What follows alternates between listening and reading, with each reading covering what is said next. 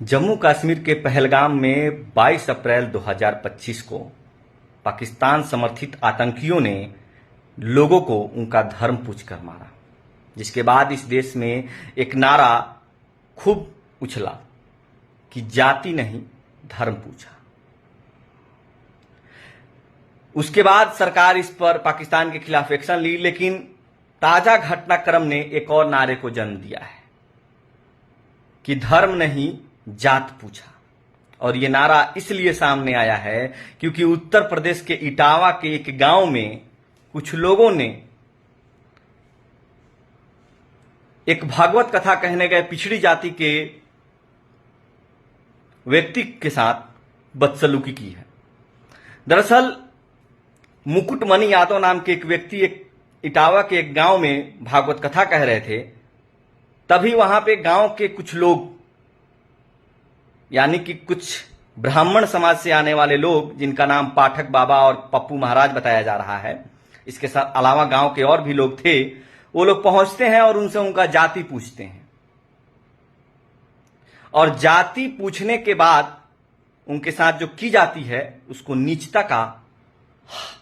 नीचता भी नहीं कहेंगे, नीचता से नीचे अगर कुछ हो तो हम उसको वो कह सकते हैं।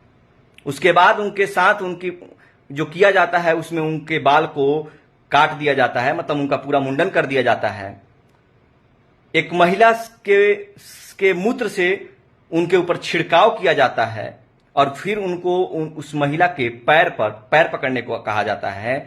और उन लोगों के मुताबिक इतना कह देने से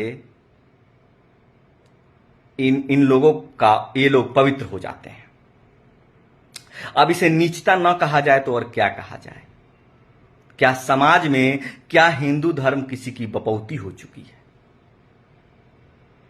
क्या हिंदू धर्म में सिर्फ एक जाति को ही पूजा पाठ करने का मतलब होता है? क्या सनातन धर्म में सिर्फ बड़ी जातियां आती हैं? क्या पिछड़ी जातियां सनातन धर्म का हिस्सा नहीं है? अगर वो सनातन धर्म हिंदू धर्म का हिस्सा है तो आखिर उन्हें इस बात की छूट क्यों नहीं है कि वो भी पूजा करा सकें, वो भी कथा कह सकें, वो भी कोई भी काम कर सकें?